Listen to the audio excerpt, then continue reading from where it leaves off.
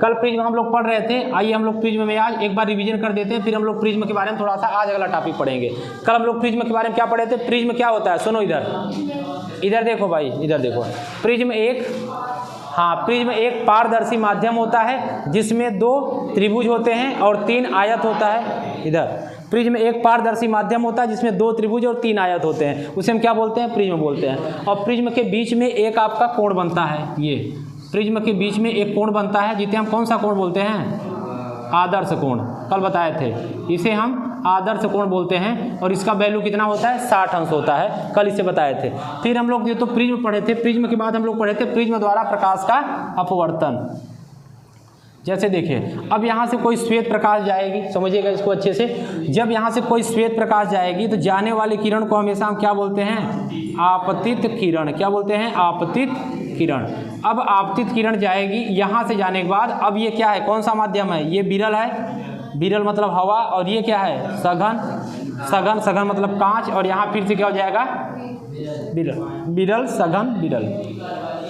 अब यहाँ जब जाएगी तो क्या हो जाएगा? ये यहाँ पे अभिलंब है, क्या है? अभिलंब है। अब इसको जाना ऐसे सीधे निकल जाना चाहिए, लेकिन विरल से कहाँ जा रही है? सघन में जा रही है, तो सघन में क्या होता है? अभिलंब की ओर झुक जाती है। इसका मतलब ये क्या हो जाएगा? ऐसे झुक जाएगी, ये हो गया।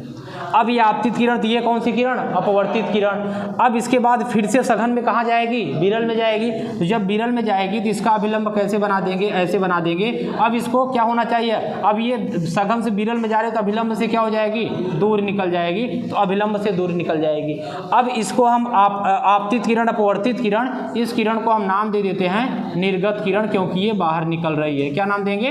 निर्गत किरण। ठीक है। अब इसको हम P नाम देते हैं, इसको हम Q नाम देते हैं, इसको R दे देते हैं, इसको S दे देते हैं। ठीक है। तो जो हमारा PQ है इसे हम आपतित किरण बोलेंगे, और जो QR है इसे अपवर्तित किरण बोलेंगे, और जो RS है उसे हम निर्गत किरण बोलेंगे।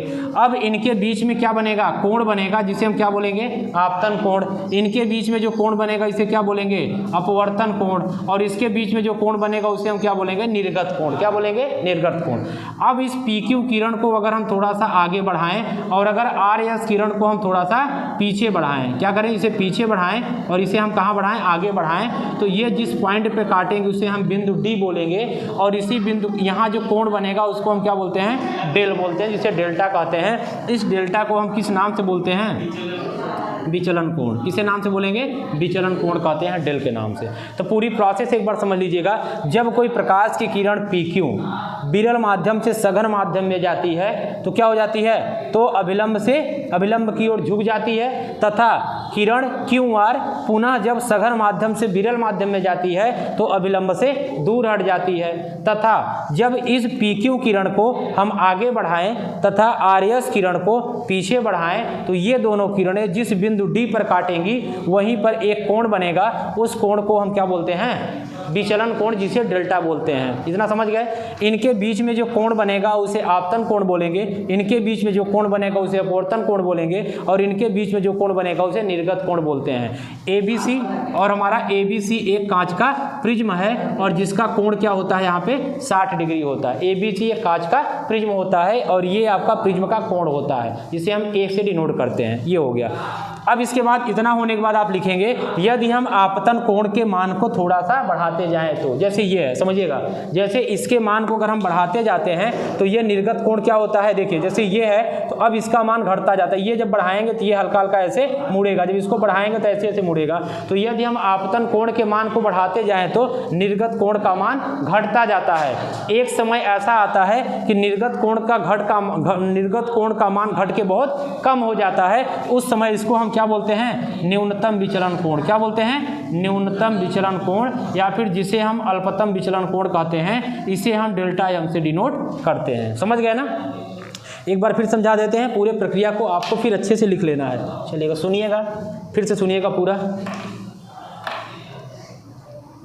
ठीक है, देखिएगा, आप लिखेंगे ABC, फिर से सुन ले ताकि आप इसको घर में जाके, ये आता है पेपर में, प्रिज्म द्वारा प्रकाश का अपवर्तन क्रिया को चित्र सही समझाइए। पूरा आया हुआ क्वेश्चन 4 नंबर में, जिसको आप सेम चित्र बना के ऐसे लिखना पड़ेगा, रटना नहीं है। ABC एक कांच का प्रिज्म है जिसमें कोण A प्रिज्म का कोण है।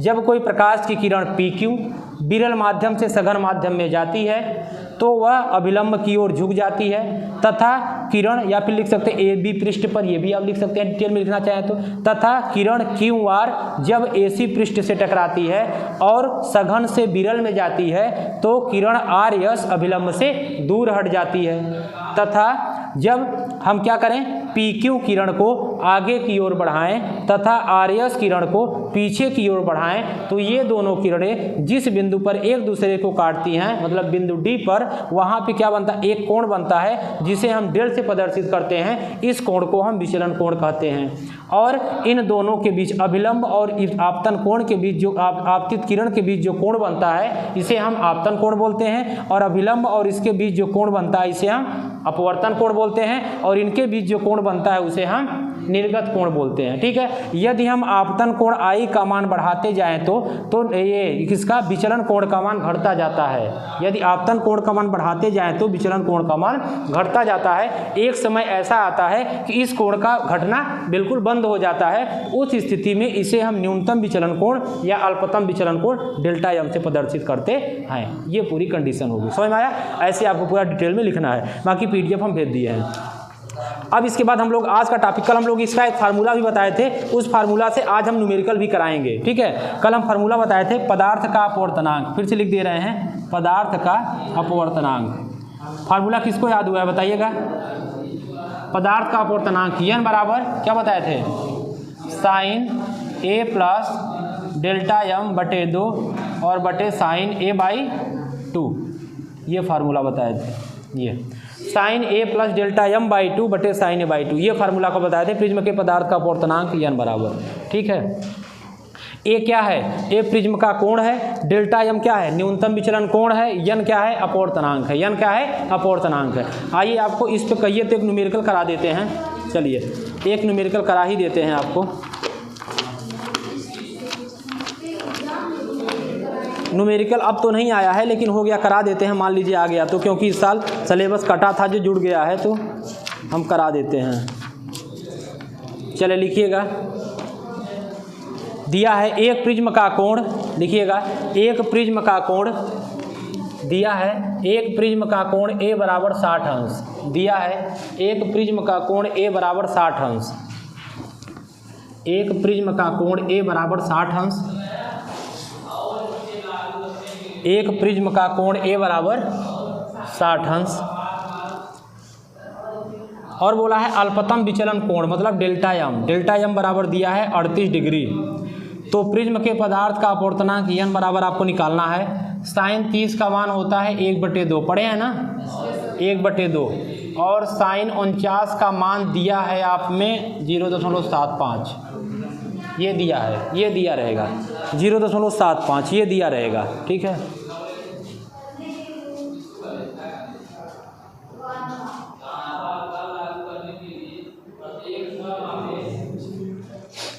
साइन 49 का मान 0.75 ये दिया है, और साइन 30 का मान 1/2 मतलब इसका मान लिख सकते हैं 0.5, 1/2 माने 0.5 ये दिया है। अब आपको निकालना है n का मान निकालना है, फार्मूला यही लगा देंगे, n बराबर sine a plus delta m बटे 2 और बटे साइन a बटे 2, n बराबर साइन a का मान कितना दिया है 60, डेल्टा m का मान कितना दिया है 38/2 बटे साइन 60/2। सही यहाँ तक? अब देखिएगा n बराबर साइन, दोनों को जोड़ लेंगे 8 और कितना हो जाएगा, ये कितना हो जाएगा बताइएगा, 8 6 3 9, 98/2 और बटे कितना हो जाएगा साइन 30, साइन भाग दे दें कितना हो जाएगा 30। अब n बराबर साइन 98/2 कितना हो जाएगा साइन 49, कितना हो जाएगा साइन 49 और बटे कितना हो जाएगा साइन 30। अब देखिए वैल्यू दिया हुआ है, साइन 49 का मान कितना दिया हुआ है 0.75 और साइन 30 का मान कितना दिया 0.5। अब देखिए दशमलव जब यहाँ जाएगा तो 7.5 हो जाएगा, एक अंक के भी जाएगा कितना 5 हो जाएगा, और जब 75 करेंगे तो नीचे कितना हो जाएगा 50 हो जाएगा। भाई दशमलव जब यहाँ ले जाएंगे तो एक जीरो बढ़ जाएगा, तो 15 5 75, 5 से काटिए, 5 15 और 5 धाम 50, 5 3 15, 5/2 कितना हो जाएगा 1.5। आंसर। हाँ 1.5 दूना नहीं, 2 1 का 2, 1.25, ठीक है 1.5 ही तो आया है, 1.5 दूना 3, 1.5 ही होगा यार। चलिए देख लिया ना, इस पे न्यूमेरिकल आता है, ये न्यूमेरिकल इस पे आया हुआ है, इसको कर लीजिएगा, जब कभी आएगा तो आप कर सकते हैं इसको अच्छे से। हाँ वो मान ऐसे दिया रहेगा, इसका मान दिया रहेगा जो वैल्यू, क्योंकि sin 49 का आपको मान नहीं पता है ना, इसलिए दिया रहेगा। क्वेश्चन ये था कि एक प्रिज्म का कोण 60 अंश है तथा अल्पतम विचलन कोण 38 डिग्री है। एक प्रिज्म का कोण 60 अंश है तथा अल्पतम विचलन कोण 38 डिग्री है, तो प्रिज्म के पदार्थ का पूर्णांक ज्ञात कीजिए। तो प्रिज्म के पदार्थ का पूर्णांक ज्ञात कीजिए। कल ये क्वेश्चन नहीं मिल पाया, इसलिए आज क्वेश्चन आपको करा दिए इसको।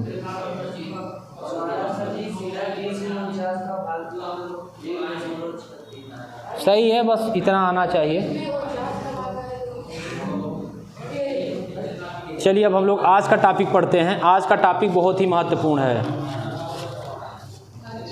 हाँ आज का टॉपिक, और आज इस चैप्टर को कंप्लीट भी कर देंगे। हाँ वही सारा कुछ आज, ठीक है। हाँ अम्ल छाल लवण, इसके बाद शुरू करेंगे। हाँ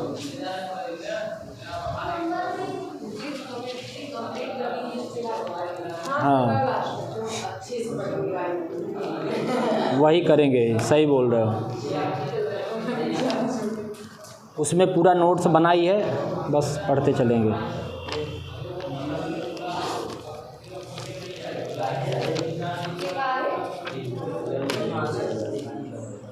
नोट कर लीजिए तब तक, लीजिएगा उसके बाद लिखेंगे।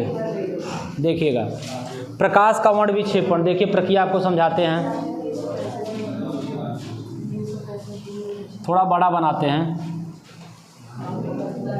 ये देखिए प्रकाश का वर्ण विक्षेपण, सामने देखिए क्या होता है। देखिए जब ये कोई प्रकाश आती है, श्वेत प्रकाश,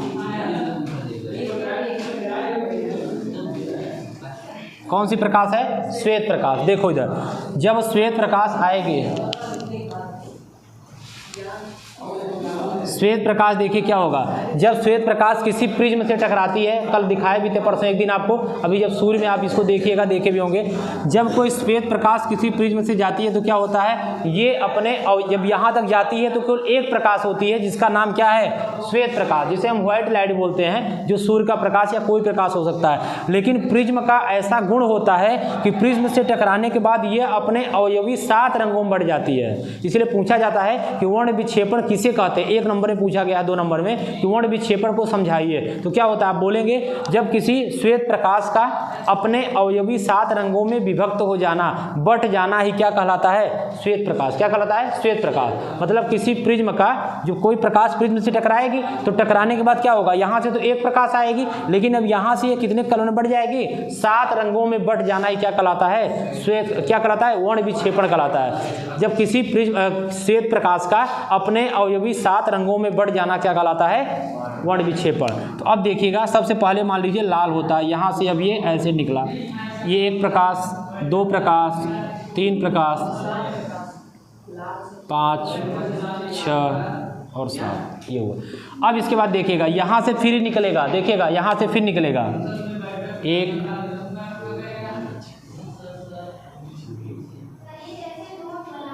ये देखिएगा। अब ये आप ऐसे इसको बना सकते हैं, 7 है ना, 1 2 3 4 5 6 7 है। अब यहाँ पे एक पर्दा रखा है, समझिएगा, यहाँ पे क्या रखा है? पर्दा रखा है। ये अब ये जब टकराता है, यहाँ से निकलता है, तो ऊपर सबसे पहले कौन सा कलर होता है? लाल। इसका जो क्रम होता है उसको हम बोलते हैं विबग्योर। ये क्रम भी पूछा गया है ऑब्जेक्टिव में। कैसे पूछेगा? 4 ऑप्शन दे करके स्पेलिंग को आगे पीछे कर देता है। तो विबग्योर आपको ध्यान रखना है। वी मतलब वायलेट, आई मतलब इंडिको, बी मतलब ब्लू, और जी मतलब ग्रीन, वाई मतलब येलो, ओ मतलब ऑरेंज, और रे मतलब आर मतलब रेड। तो इसको हिंदी में हम बोलते हैं बैजनीह पीनाला।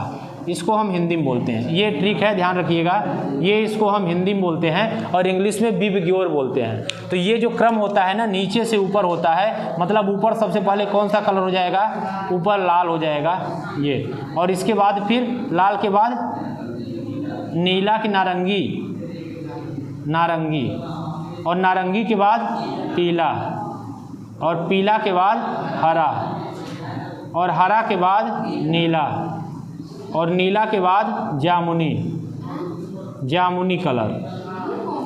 अरे वो जैसे जामुन होता है, नहीं देखे हो, बैगनी, बैगनी। कहाँ से आए हो, वहाँ से आए हो क्या, मंगल ग्रह से, ठीक है।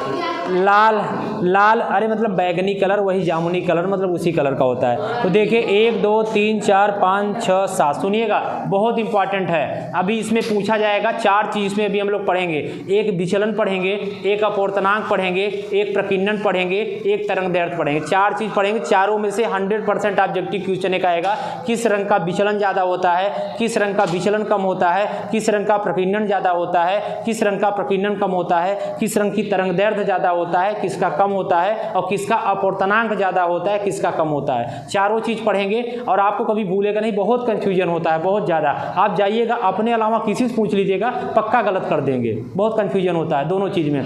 क्योंकि प्रकीर्णन अभी हम समझाते हैं किसका विचलन कम किसका ज़्यादा। देखिए जब यहाँ से कोई किरण जा रही है तो ये वाली किरण क्या हो रहा है, ज़्यादा विचलन मतलब होता है, मतलब उससे दूर, मतलब बहकना। विचलन मतलब ये होता है कि जैसे उससे हट जाना, दूर हट जाना। तो कौन सी किरण ज़्यादा दूर हट रही है, ये वाला, बैगनी वाला ना भाई। लाल का विचलन कम न हो रहा है और बैगनी का विचलन बहुत ज़्यादा हो रहा है, ठीक है ना। प्रकीर्णन मतलब फैलना, तो कौन सा रंग ज़्यादा फैल रहा है, बैगनी ज़्यादा फैल रहा है, लाल कम फैल रहा है। जो आपको समझा दे रहे हैं, देखिएगा आपका कंसेप्ट क्लियर, आपको कभी नहीं भूलेगा। बाकी बच्चे यहाँ रटते हैं और कभी भी परीक्षा में अंत में गलती करके आते हैं, वो कम ज़्यादा करेंगे, अंत में वही उल्टा वाला लगा देते हैं। आप यकीन नहीं ना, जाके पूछ लीजिएगा किसी से, उनको मतलब वो सोचेंगे कौन सा ज़्यादा। लेकिन आपको एकदम सिंपल ट्रिक ध्यान रखना है बस, ठीक है। विचलन का मतलब आपको क्या रखना है, समझिएगा। हम लोग इसमें विचलन का मतलब आपको कंसेप्ट याद रखना है, भटकना। अपने भाषा में, अपने गांव की भाषा में विचलन मतलब भटकना, बात समझ रहे हैं ना। विचलन मतलब भटकना, कौन सा ज़्यादा भटकेगा। और एक कलर और होता है प्रकीर्णन, एक चीज़ और होता है, क्या उसको बोलते हैं, प्रकीर्णन। प्रकीर्णन मतलब फैलना, हाँ, प्रकीर्णन मतलब क्या हो जाएगा, फैलना। विचलन मतलब भटकना और प्रकीर्णन मतलब फैलना। तो विचलन मतलब भटकना, कौन सी किरण ज़्यादा भटकेगी, ये वाली। कौन सी किरण ज़्यादा भटकेगी, बैगनी। बैगनी देख रहे हैं ना, यहाँ से मतलब किरण तो एक ही है, अब ये 7 पार्टों में बढ़ रही, तो इसको, इसके लिए कम भटकना पड़ेगा। लाल के लिए, लाल के बाद कौन फिर भटकेगी, नारंगी। ऐसे ऐसे सबसे ज़्यादा कौन भटकेगा, बैगनी। भाई जो ज़्यादा दूर जाएगा वही तो ज़्यादा भटकेगा। जब आप पास में पहुँच जा रहे हो, जैसे आप स्कूल से निकले, कोचिंग बगल में है, तो कहाँ भटकोगे, तो पता 2 किलोमीटर दूर है तो बीच में भटक जाते हैं। इसीलिए तो यहाँ लोग भटक जाते हैं आते आते, ठीक है। चलिए, तो ये क्या हो जाएगा, लाल बहुत कम भटकेगा, लाल बहुत कम भटकेगा, तो इसका विचलन क्या होगा, बहुत कम होगा। और बैगनी बहुत ज़्यादा भटकेगी, इसका विचलन बहुत ज़्यादा होगा। हमेशा ध्यान रखेंगे ना, कभी नहीं भूलेगा ना। पूछा जाएगा किसका विचलन कम होता है, क्या बताएंगे, लाल का। अब पूछा जाएगा किसका विचलन ज़्यादा होता है, तो बैगनी का, ठीक है।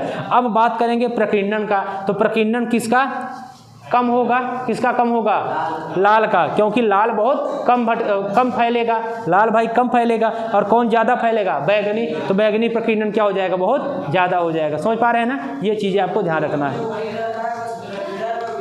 हाँ, वही चीज़ होता है। एक चीज़ और होता है इसमें, अपवर्तनांक। एक चीज़ और होता है, अपवर्तनांक। अपवर्तनांक भी किसका कम होगा, लाल का कम हो जाएगा और बैगनी का ज़्यादा हो जाएगा। हाँ, एक चीज़ नहीं, तरंग दैर्ध्य, तरंग दैर्ध्य उल्टा हो जाएगा और सब कम हो जाएगा। एक हम, हाँ, एक हम पूरा सीरियल ही बना दे रहे हैं। आइए यहाँ हम लिख देते हैं, सबसे पहले प्रकीर्णन, प्रकीर्णन नहीं, सबसे पहले विचलन। सबसे पहले लिखते हैं विचलन, यहाँ लिख देंगे लाल और यहाँ लिखेंगे बैगनी, यहाँ लिखेंगे लाल और यहाँ लिखेंगे बैगनी। विचलन, विचलन माने क्या बताए, भटकना, हिंदी में आप भी अपने कॉपी में लिख लेंगे। दूसरा क्या लिखे हैं, प्रकीर्णन।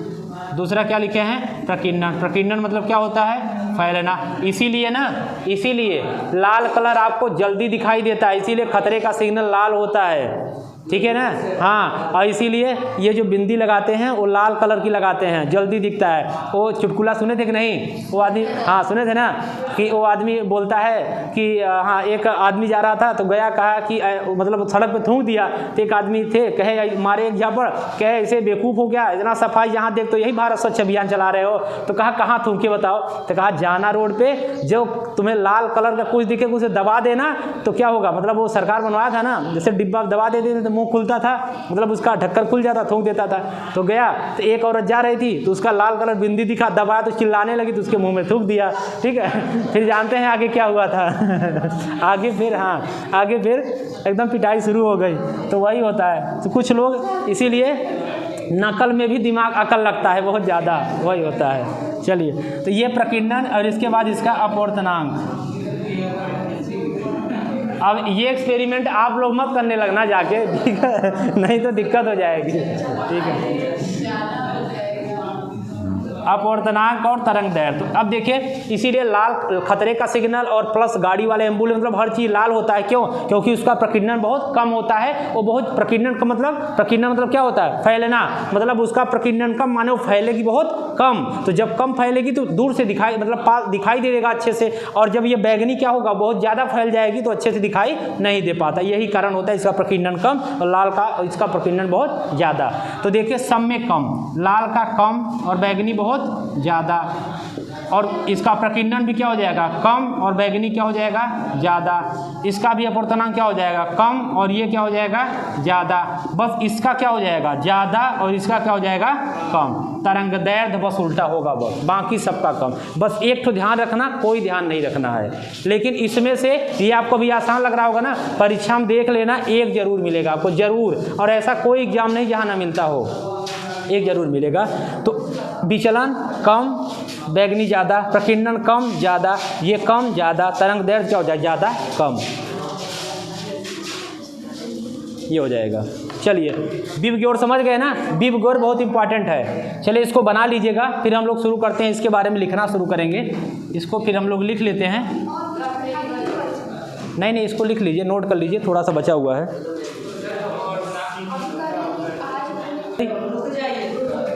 यदि, देखिए, यदि सूर्य का प्रकाश अनेक रंगों से मिलकर बना, यदि छोड़ दीजिए, यदि नहीं, सूर्य का प्रकाश अनेक रंगों से मिलकर बना है, सूर्य का प्रकाश अनेक रंगों से मिलकर बना है, सूर्य का प्रकाश अनेक रंगों से मिलकर बना है, सूर्य का प्रकाश अनेक रंगों से मिलकर बना है। सूर्य के प्रकाश के पुंज को, सूर्य के प्रकाश के पुंज को, सूर्य के प्रकाश के पुंज को, सूर्य के प्रकाश के पुंज को श्वेत प्रकाश कहते हैं। सूर्य के प्रकाश के पुंज को श्वेत प्रकाश कहते हैं। पुंज, पुंज मतलब किरण, जो जा रही है, इसे पुंज कहते हैं। जो एक ही स्थान से निकलकर बढ़ जा रही है, इसे पुंज कहते हैं। ठीक, हम लोग किरण पुंज पढ़े थे पहले चैप्टर में। सूर्य के प्रकाश के पुंज को श्वेत प्रकाश कहते हैं। आगे, जब श्वेत प्रकाश किसी प्रिज्म से गुजरता है, जब श्वेत प्रकाश किसी प्रिज्म से गुजरता है, तब उसका अपवर्तन हो जाता है। जब श्वेत प्रकाश किसी प्रिज्म से गुजरता है, तब उसका अपवर्तन हो जाता है। यह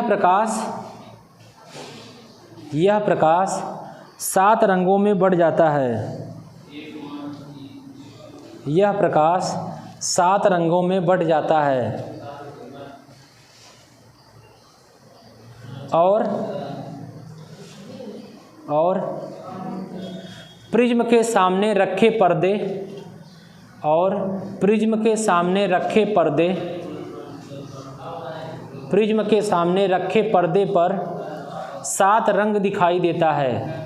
प्रिज्म के सामने रखे पर्दे पर 7 रंग दिखाई देता है। अब नीचे ऐसे इन्वर्टेड कामा लिख लीजिएगा। वर्ण कम अलग से पूछा जाता है, इसको चाहिए तो अलग कलर के पेन से भी लिख सकते हैं आप, जो हम लिखाने जा रहे हैं। वर्ण विक्षेपण जब पूछेगा तो बस यही एक लाइन लिखना पड़ेगा, बस अलग से डिफिनीशन वर्ण विक्षेपण पूछ लेता है तो लिख लेंगे। श्वेत प्रकाश के 7 रंगों में, श्वेत प्रकाश के 7 रंगों में, श्वेत प्रकाश के 7 रंगों में, 7 रंगों में बंटने की यह घटना, श्वेत प्रकाश के 7 रंगों में बंटने की यह घटना, श्वेत प्रकाश के 7 रंगों में बंटने की यह घटना प्रकाश का वर्ण विक्षेपण कहलाती है। श्वेत प्रकाश के 7 रंगों में बंटने की यह घटना, श्वेत प्रकाश के 7 रंगों में बंटने की यह घटना प्रकाश का वर्ण विक्षेपण कहलाती है। 7 रंग इस प्रकार हैं, आप लिख चुके होंगे, लिख लीजिए 7 रंग। विव ग्योर ये लिख लेंगे, बैजनीय पीनाला ये लिख लेंगे। 7 रंग इस प्रकार हैं, आप लिख लेंगे, ठीक है। 7 रंगों के समूह को क्या बोलते हैं? ऑब्जेक्टिव में पूछा गया है 7 रंगों के समूह को, 7 रंगों के समूह को स्पेक्ट्रम बोलते हैं। स्पेक्ट्रम, स्पेक्ट्रम ये, हाँ 7 रंगों के समूह को स्पेक्ट्रम बोला जाता है, ये इंपॉर्टेंट है, लिख लीजिएगा, ठीक है ना। और 7 रंगों की घटना क्या कहलाती है? 7 रंगों की घटना वर्णक्रम कहलाती है। 7 रंगों की घटना क्या कहलाती है? वर्णक्रम कहलाती है, वर्णक्रम कहलाती है, वर्णक्रम कहलाती है, ठीक है। उसको तो लिख ही लिए होंगे पूरा, विचलन वगैरह सब कुछ जो लिखा हुआ उसको नोट कर लीजिए, नहीं लिखे होंगे तो, ठीक है। बस हो गया। बाकी वह 7 रंगों मतलब घटना जो बंटता है, जो समूह होता है 7 रंगों का, ये जो समूह है इसे स्पेक्ट्रम बोलेंगे। और जो ये 7 रंगों में बंटना जो होता है इसे हम वर्णक्रम कहते हैं। ये 7 रंगों की घटना मतलब यहाँ से जाने पर जो 7 रंग जो बदलता है उसे हम वर्णक्रम कहते हैं। और जो ये जो 7 रंगों का जो समूह होता है जहाँ से निकलती हैं 7 रंग उसे हम स्पेक्ट्रम बोलते हैं। दोनों पॉइंट याद रखेंगे। स्पेक्ट्रम मतलब समूह और रंगों की घटना मतलब वर्णक्रम होती है। ये इसके बाद आप लिखना नहीं लिखे होंगे, लिख लेंगे, लिखे हुए तो अच्छी बात है, ठीक है। अब हम लोगों का टॉपिक ये ख़त्म हो गया। कल हम लोग अगला टॉपिक पढ़ेंगे प्रकाश का, हाँ प्रकाश वायुमंडलीय अपवर्तन, हेडिंग डाल लेंगे। उसमें हम लोग पढ़ेंगे तारे क्यों टिमटिमाते हैं और सूर्य जब नीचे और ऊपर सूर्य उगते, उसमें पढ़ेंगे तारों का टिमटिमाना, मतलब तारे क्यों हमको टिमटिमाते नजर आते हैं। हाँ अपवर्तन की घटना, उसमें हम लोग पढ़ेंगे, सुनो उसमें हम लोग पढ़ेंगे कि तारे क्यों टिमटिमाते हैं। अगला पढ़ेंगे कि प्रकाश जब सूर्योस्त और सूर्योदय के समय लाल क्यों दिखाई देता है, ठीक है। मतलब उसमें यही सारी घटना हम लोग कल पढ़ने वाले हैं, एक्सपेरिमेंटल। और हम लोग पढ़ेंगे कि तारे अपनी वास्तविक, ठीक है। चलिए फिर हम लोग आज इतना ही करते हैं।